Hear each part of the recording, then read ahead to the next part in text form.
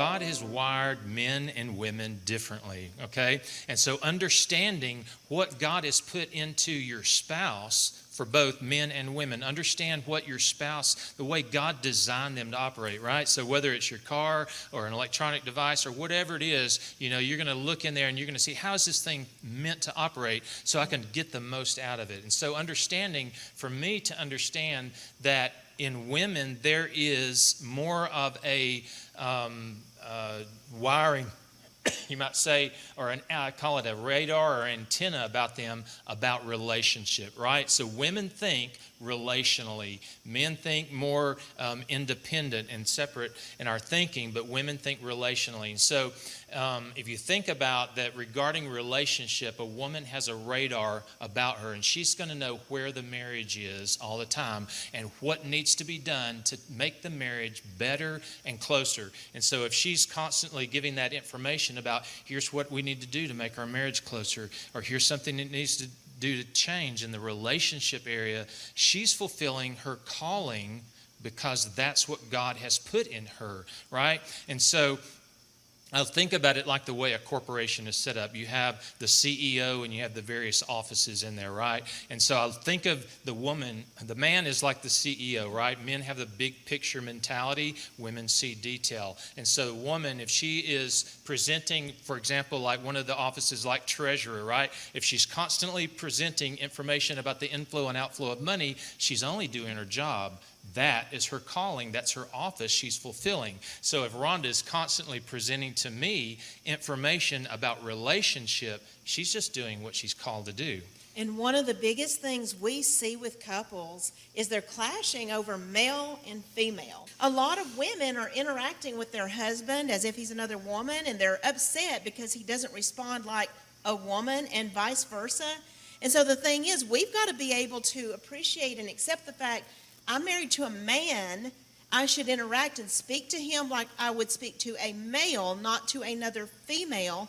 He's going to respond back like a male would respond, and we can coach each other of how to connect because, like for example, we'll have men say, well, I'm not emotional, I've never been emotional, and it's just not in me to be emotional. It's like, listen, you are to embrace female.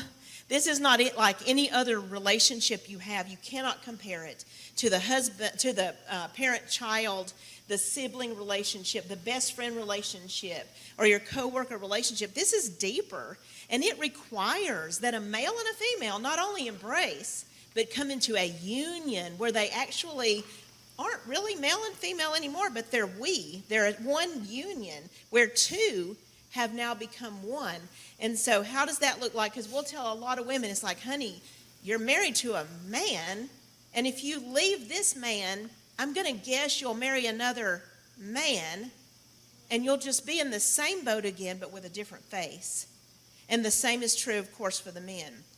Because the thing is, if we don't understand how to love the opposite sex in our marriage, how to connect with, like me as a woman, how to connect with a male, and I'm trying to feminize him or he's trying to masculinize me, we can't find the kind of union that God meant for us to have.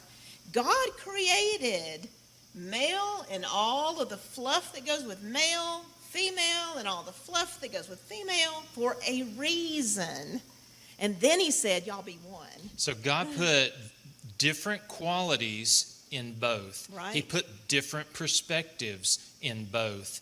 And the fact that your spouse sees things differently from you is not a problem. Right. But yet that's often the areas that we're clashing over, is the fact that you see something a different way than I do. I see it this way, masculine. You see it that way, feminine. Right. And instead of me saying, you need to be more like me, if you just thought more like me, because I thought that for a while, right? If you thought more like me, we wouldn't be having this clash. The fact is, your spouse doesn't need to think more like you. I don't have eyes in the back of my head. I can't see when my neck needs to be shaved, right? She sees it, right? So there's things that God designed you that you're not going to see, and you are dependent on the perspective you don't have, right? You don't need your spouse to have the same perspective as you. You need the perspective you don't have. You need what you don't see.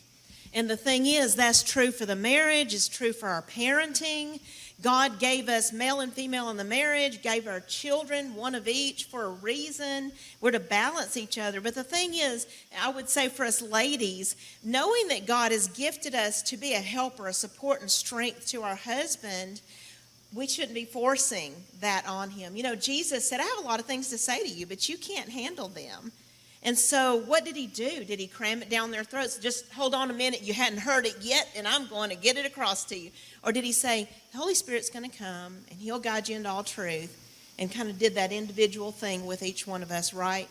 But the thing is, it's a godly thing to know your audience and to withhold information they can't handle now and pray about it. Because the Lord is able through everything in life. I mean, I could give you all kinds of stories with Sean, with our children, where I held something and I prayed, Lord, show so-and-so such and such. And I watched God do it.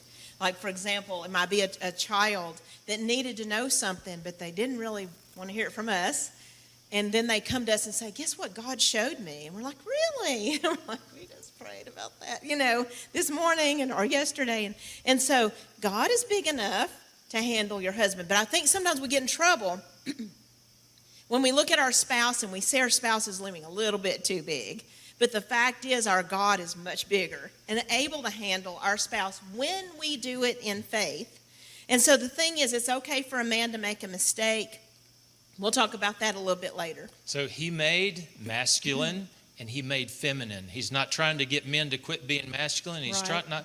not trying to get women to quit being feminine. He plus she equals a powerful we. Yes. Your power is not in silencing your spouse's voice. It's in hearing their voice and connecting with them. Right. And what I like to say too is, why did God put together this particular he with this particular she to make a unique we that only the two of us could make for a specific purpose and plan he has in this life that only we can accomplish? And it's up to us to find that. And we don't find that by boxing out what the other one brings to the table.